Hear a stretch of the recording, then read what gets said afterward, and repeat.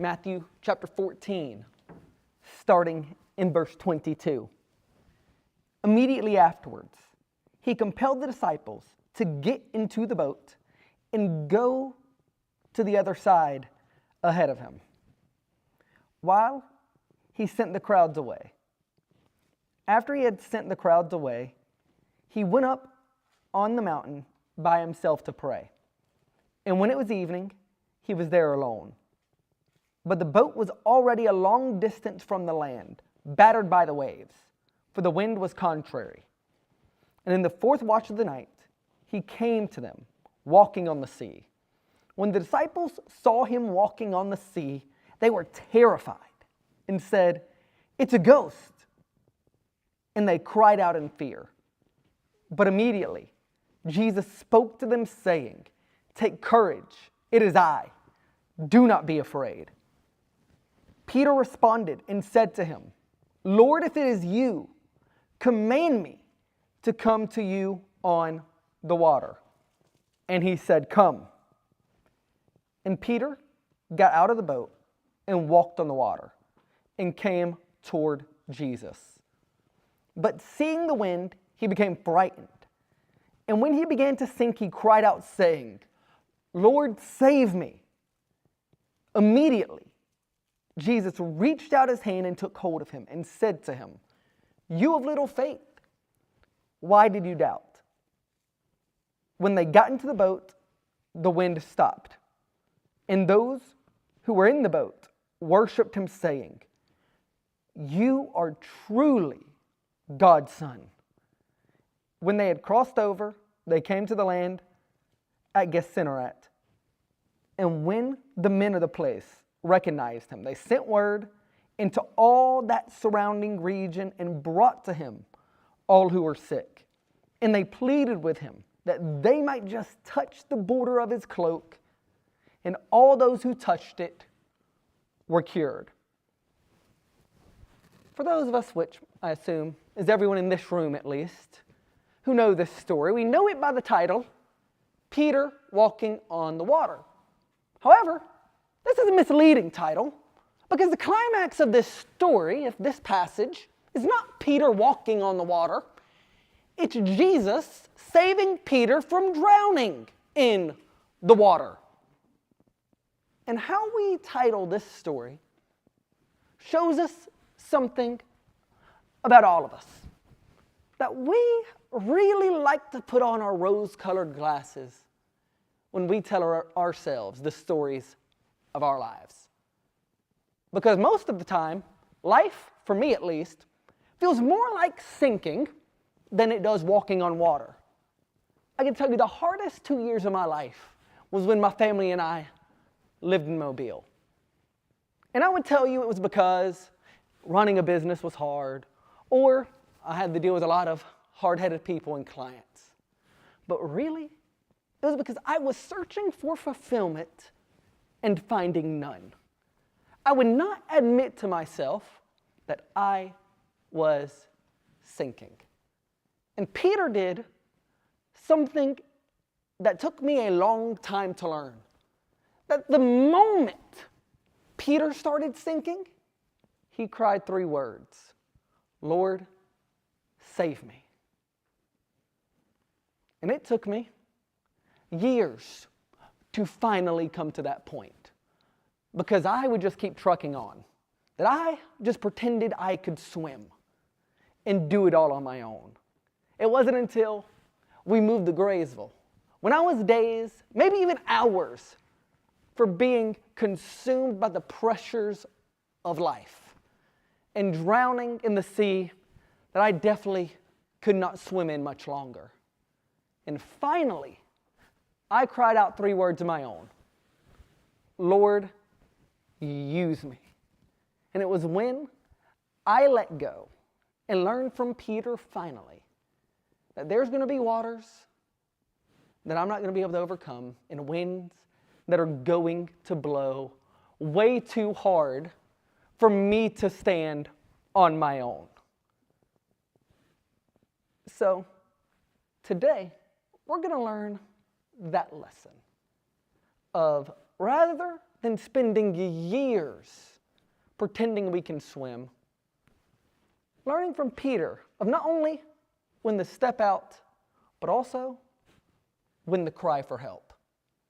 So let's stop pretending we can swim and trust in the one who will help us walk on the water.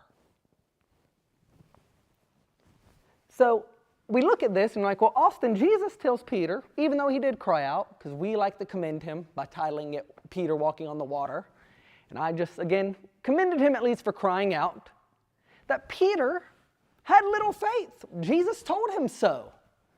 Well, that's the good news about Jesus, that we don't have to have this massive, untouchable, unshakable faith. We just need a little bit. We need a tiny bit.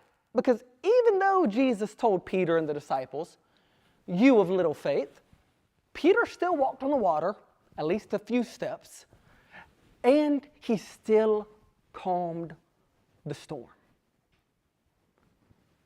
So we can go through life and be a little scared.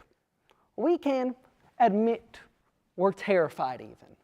We can admit we're fearful, sad, depressed even, grieved, worried. We can feel all those things, but the important part is that when we do, rather than holding on our own and trying to swim and push through those things, we cry out the moment we recognize them. Not years later, like I did, but in that moment, like Peter did.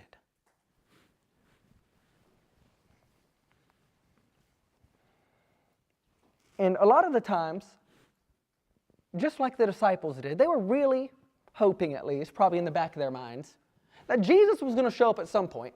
They're like, he's kind of healed some people. I know he's not on the land, but he's done some crazier things by this point. Maybe Jesus will handle this for us. Or at least they were at least praying to God at this point. They were good Jewish men. So in the middle of the seas, as they were straining with all their might, we can imagine them praying, crying out to God, wanting God to show up and calm the storm. And he did. But it just wasn't the way they expected. It was so unexpected, they did not recognize Jesus at first. And that can happen a lot in our lives, because we just want Jesus and God to calm the storm. We just want to cry out, and immediately the clouds fade away, the seas turn to glass, and we can even hear maybe a few birds singing. But most of the time, that's not the case. Most of the time in our lives, just like how Jesus did in this story, before the storm gets calmed, Jesus comes and stands on the waves in the midst of it. That rather than fixing it all at once, we have to trust in his presence in the midst of the chaos, in the midst of the winds, in the midst of the waves. That everything else is probably going to still seem crazy, but we can know that our God is the one who surfs all the waves and the one who's going to reach out immediately when we allow him to.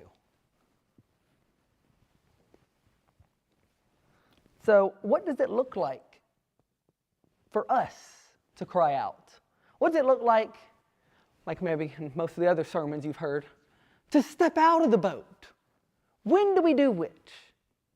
Well, the important thing to know is this, that it's not so much of where you are. It's not as important to know whether you're in or out of the boat, but knowing where your eyes are. Because Peter shows us the most crucial lesson, that he successfully walked on the water while his eyes were focused on Jesus. And Jesus even called him out of the boat. Why? Well, because Jesus was focused on him. Yeah, there was still a little doubt there. There's a little fear, as we see in Peter's question of, hey, Lord, if it's really you, tell me to come out. Jesus says, come. Jesus doesn't say that's bad. We can do, it's not passing out the fleece and testing God, but it's admitting, God, I'm scared. God, I'm worried. But if it's you, I'll come. If it's you, I'll keep moving on another day. If it's you, if you're there, if you're the one giving me this peace beyond all understanding in this moment, it's not just my wishful thinking, I'll keep on moving. That's what Peter is doing here. It's not testing God, it's not passing out the fleece. It's Peter in this moment of weakness admitting that and saying, and if it's you, I'll come. And Jesus responds, come on then. And Peter does it anyways. He steps out into the chaos and confusion of life, out of his comfort zone, in trust, with his eyes on Jesus. It's where his focus was in this entire story that's important. Because it's only when Peter takes his eyes off Jesus that he begins to sink. Now, as long as he is focused on Jesus, he was okay. Even when he was in the most chaotic of situations, standing on the actual ocean in the middle of a storm, he was okay. But most of us will try to trust the boat more than we trust Jesus. Then most of us will try to continue doing it on our own, being like the disciples, and straining ahead with all our might, but going nowhere. Never even taking the time to look up, to see where Jesus might be in the situation. And while they were afraid, and while they were terrified, at least Peter had just enough faith to trust Jesus to get out of the boat. And more importantly, when he started sinking, like we will all do, he cried out rather than waited. So, to step out, what that might look like for us is find something that get you out of your comfort zone in your week to week. Don't stay in the regular, everyday routine, but go find how to be a part of something in the community, in the county even, rather than staying at home when you don't feel like it. When you just would rather sit on the couch, find somewhere, some way to go interact with people. Or maybe if you feel like you're out of the boat, but you're sinking, admit it. And you can do that by having a conversation with a friend and talking about that life's really hard. I'm not going to tell you it's good when it's not. And of course, we take these things to God. But He's given us our church family for a reason. And He wants us to walk side by side with one another through it as well. So if you feel like you're in the boat, trusting yourself more, not even willing to take the first step, that's what you need to do first. But if it feels like, I don't even know where I'm at, but I feel like I'm sinking, then start with admitting that. Recognizing I can't do this on my own. I can't save myself, and I need Jesus and someone else here with me in the storm to get through this.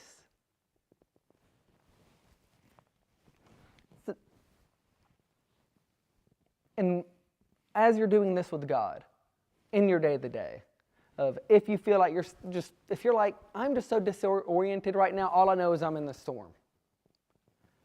How you can start every day is asking, hey God, what do you want from me today?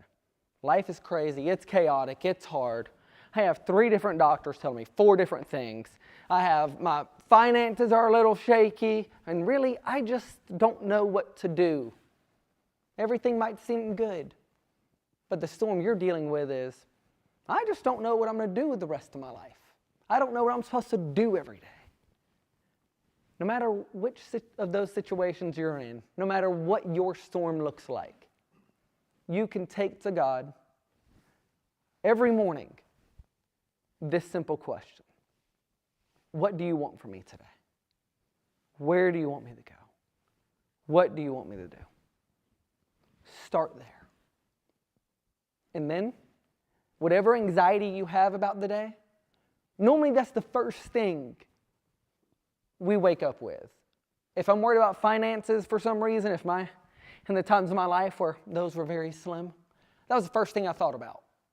And I would make myself, rather than going to check my bank accounts, I started with, hey God, you own a cattle on 1,000 hills. Your provider, your protector, you're going to carry me through. I started with crying out when I felt those waters of anxiousness and anxiety start to come up, rather than, let me go look at my bank account, let me do all the numbers, let me see the spending for the rest of the month. That's all important. But start with crying out. Start with handing all that over to God. Because while there's definitely some things you can do to make specifically the financial situation better, there's going to be other times of your life where there's nothing you can do, no matter how much you try.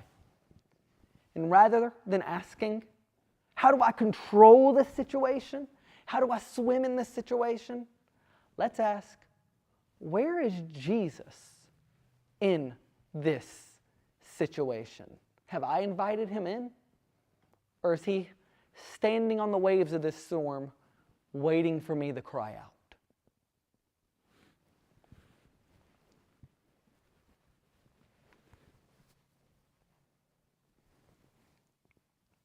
I love how David says in Psalm chapter 13, verse 1, how long, O Lord, will you forget me forever? That's what honest faith looks like. In the middle of this, we can take this to God and cry out those emotions we feel like, oh, we need to keep to ourselves because that's not faithful. No, God wants our honest faith. That faith is not acting like life is always good. It's believing God is always good, even when life is not. There's a chaplain in the Army named Robert Benimoff. And this was from a 2007 Newsweek article. And this chaplain was deployed to Iraq twice with a combat squad. And he saw horrific suffering, decapitated bodies, his friends, his comrades, killed by snipers and suicide bombers. And after each attack, he said he'd have his fellow soldiers come to him and say, if I'm a child of God, why isn't he protecting me? And as the good chaplain Robert was, he thought of and shared Isaiah chapter 54, verse 10.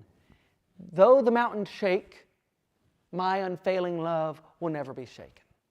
However, Robert couldn't reconcile that verse and all the other ones he had memorized about God's unfailing love with what he was saying.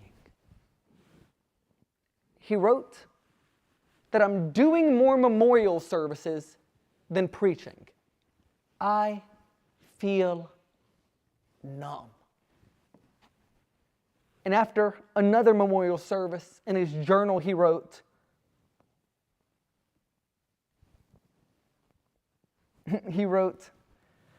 I don't feel like giving myself to God. God, please change my desire. In that story, we see Robert struggle, but we also see his faith in crying out. He said years later that even in this crisis of faith, even in the times he wanted nothing to do with God, he still had faith. Why? Because he held on to God's hand even when he felt himself slipping. So Robert shows us, and Peter shows us, and David shows us what honest faith is. That even when we're terrified, as long as we keep our eyes on Jesus, no matter where we are, no matter what the situation is, and cry out, whether that be of terror, doubt, fear, suffering, that's honest faith. Hebrews chapter 12, verses 2 and 3 tell us, looking only at Jesus, the originator and the perfecter of the faith, who, for the joy set before him, endured the cross, despising the shame, and has sat down at the right hand of the throne of God. For consider him who has endured such hostility by sinners against himself, so that you will not grow weary and lose heart. Jesus, the Son of God, had perfect faith. But on the night of his arrest, we hear him ask God, if there's another way, please do it. And Jesus was so torn and stricken in this moment, he sweated blood. And then the bone-chilling cry on the cross, Eli, Eli, lama sabachthani, my God, why have you forsaken me? If Jesus was able to cry out to God in those moments, and he was willing to do that, then why don't we? Because Jesus is the perfect high priest, it tells us in Hebrews chapter 4, verse 15. He understands our earthly suffering. He's not a God who does not understand your pain. He understands why? Because he has experienced your pain, but he has overcome your pain and your suffering. That's why he wants you to cry to him, because he understands and he has overcome. That Jesus promises not a life of bliss and ease, but in John 16:33 he says, in this life you will have trouble, but take heart, for I have overcome the world. Using the illustration of the story of Peter drowning, almost drowning anyways, Jesus allowed himself to be consumed by the sea of chaos and destruction, which we call death, so you could stand on the waves. But he didn't stay consumed by death. He did not stay dead. But he also rose from the bottom of that ocean and overcame the waves. Now, sitting at the right hand of God, and forever, Jesus has the power over the waves and the wind of our lives, no matter how big and no matter how hard. Jesus has overcome. So we start with taking it to God. And then we take it to others. Because James chapter 5 verse 16 tells us that if we confess our sins to one another, we will be healed. And sins in this context doesn't just mean the things we do wrong, which we need to share. We need to share what sins are entangling our lives, but also the effects of living in a world where sin still exists. When we suffer from sickness, anxiety, depression, sadness, worry, fear, all of those things, we need to confess those things to one another as well. Because Jesus created his church so you didn't have to do life alone in pursuit of him. So where does that leave us? Well, we started our time together with talking about how we mistitle this story of Peter walking on the water, because the climax is Peter almost drowning and needing to call Jesus to pull him out. And we talked about how we do that with our own stories in life, and that we like to celebrate our brief moments of courage when we looked strong and good, and tuck away those times where we looked weak and feeble. But fear is not failure.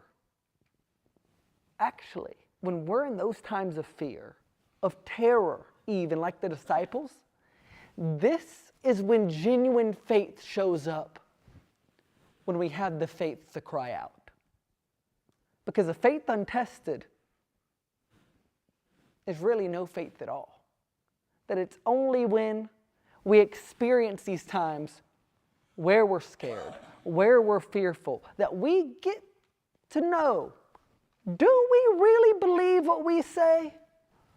Or when push comes to shove, is life really all about us? When push comes to shove, do we trust ourselves more to swim than God to save us from the water? We would never know whether we had true faith or not if storms never came. And that's why in Psalms chapter 23, it starts with, He leads me beside still waters. My cup runneth over. Life is beautiful, beautiful picture. It's only after the green pastures where David says, even though I walk through the valley of the shadow of death, I fear no evil. That paths of righteousness do not lead us around the valley of the shadow of death, but through them. And the hope of that verse is not escape from enemies. It's a feast in the midst of them. That Jesus shows up in the midst of our pains and of our struggles. He doesn't just magically make them go away. He gets us through.